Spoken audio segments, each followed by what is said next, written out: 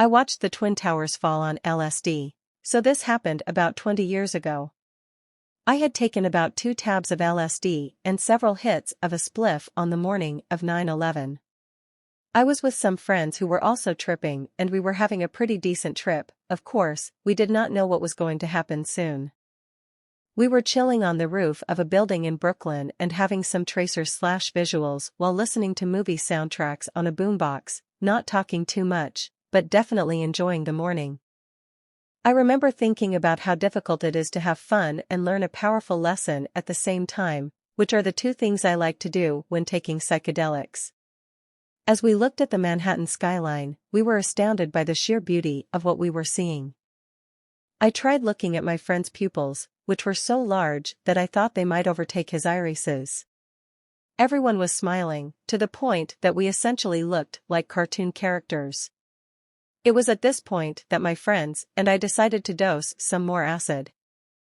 We used the eyedropper to administer some of the powerful drug to our tongues, where it would be absorbed into our bloodstream.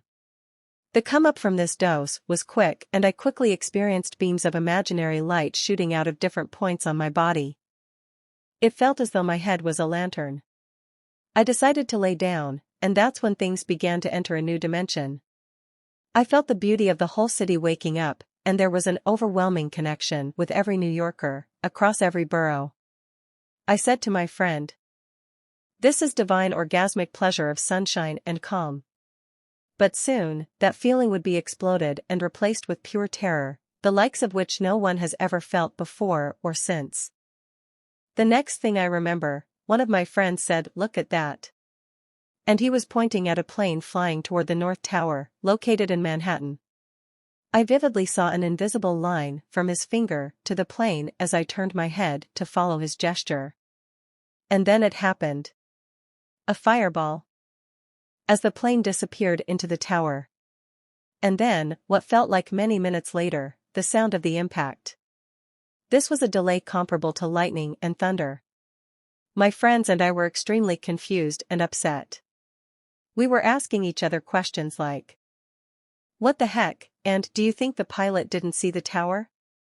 But we knew on some level that it was just completely implausible to imagine such a thing. The energy was becoming very fraught and a bad trip was setting in. Maybe there was an engine failure? This definitely seemed to be a more reasonable explanation. I knew that people had to be seriously hurt, and perhaps dead, which in my acid brain, colored the whole sky slightly redder, and my stomach turned. Huge clouds of black smoke rose from the tower. Because of the drugs, however, I saw more colors than just black, royal purple and emerald green, to name a few. Plus, my eyes were forming all kinds of patterns, faces, and shapes in the cloud. Even at that time, I knew this was a darkened version of the childhood activity, cloud watching, in which kids make up stories in the clouds. Except in this case, it was much darker, both figuratively and literally. And then, we all silently directed our attention to a second plane flying toward the scene of the crash. For a moment, I thought, thank God. Because I believed that this plane was going to assist the passengers. The first plane crashed somehow, as if it was some kind of ambulance plane. In hindsight, LSD and similar drugs can make you believe very strange things. Or maybe it was the THC from the joint. The second plane hitting the other tower made me feel completely indescribable. It felt like such a betrayal to the naive idea that this was a normal situation, and instantly flipped. Like a cosmic light switch, from normal to abnormal, or from accidental to intentional. In my mind's eye, I perceived a big green check mark with the words two-factor authentication, and the check mark slowly turned red and melted. I thought I would vomit, but there was nothing in my stomach. My friend shouted. Someone downstairs in the building yelled no, and it was so horrible, I honestly couldn't tell if the voice was real or imaginary. At this point I collapsed, falling to my knees.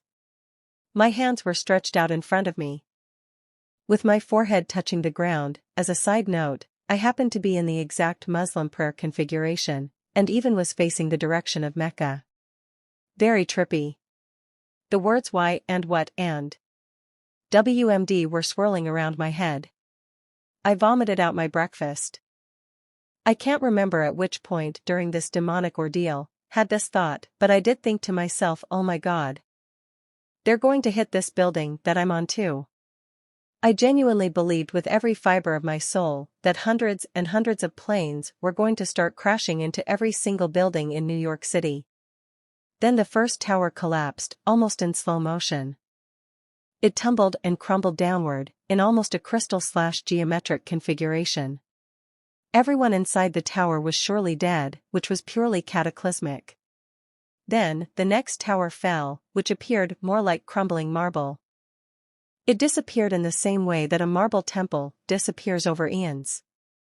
It was the most evil, important, and psychedelic event of my life, and the fact that I was under the influence of such a mind-altering drug made it that much more intense.